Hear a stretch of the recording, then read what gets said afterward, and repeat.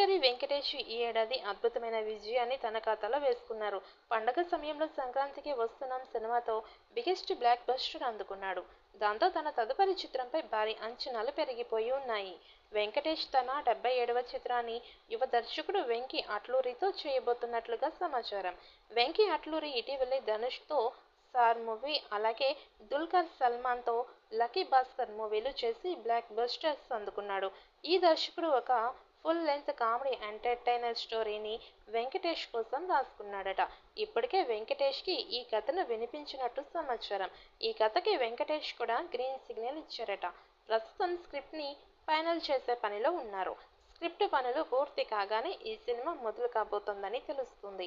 ఇక వెంకీ అట్లూరి వరుసగా సినిమాలు చేస్తున్న సితారా ఎంటర్టైన్మెంట్స్ బ్యానర్ పైనే నాగవంశీ ఈ చిత్రాన్ని నిర్మించబోతున్నట్లుగా వార్తలు వినిపిస్తున్నాయి. ఇది కూడా ఒక ఫ్యామిలీ ఎంటర్టైనర్ స్టోరీ అని తెలుస్తోంది. వెంకటేష్ క్లీన్ ఫ్యామిలీ ఎంటర్టైనర్ సినిమాలు చేస్తూ ఏ రేంజ్లో సక్సెస్ అవుతున్నాడో సంక్రాంతికి వస్తున్న మూవీ నిరూపించింది.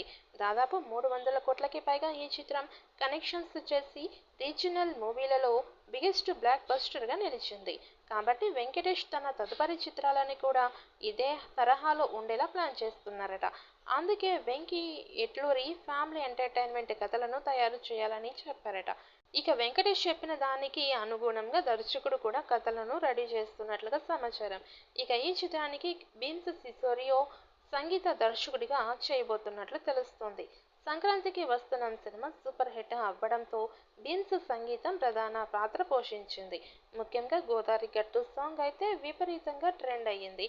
అందుకే తన నెక్స్ట్ సినిమాకి కూడా వెంకటేష్ బీన్స్ని సంగీత దర్శకుడిగా తీసుకోబోతున్నట్లు సమాచారం. ఇక ఈ చిత్రం పల్లెటూరి నేపథ్యంలో సాగబోతోందట. అందుకే ఈ చిత్రానికి దసరా బుల్లోడు అని టైటిల్ని పెట్టబోతున్నట్టు తెలుస్తోంది. త్వరలోనే ఈ చిత్రాన్ని మొదలుపెట్టి వచ్చే దసరాకి, సంక్రాంతికి కానీ విడుదల చేసేలా ప్లాన్ చేస్తున్నారు. ఇది వెంకటేష్ కెరియర్లోని 77వ మూవీగా రాబోతోంది. వెంకీ అట్లూరి కూడా ఈ మధ్య నుంచి మంచి కథలు ఎంచుకొని ప్రేక్షకులని ఆకట్టుకునే విధంగా సినిమాలు తీస్తూ ఉన్నారు.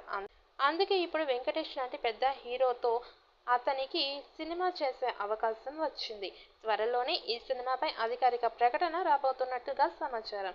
మరి ఈ సినిమాతో వెంకటేష్ ఎలాంటి రికార్డ్స్ క్రియేట్ చేస్తాడో చూడాలి.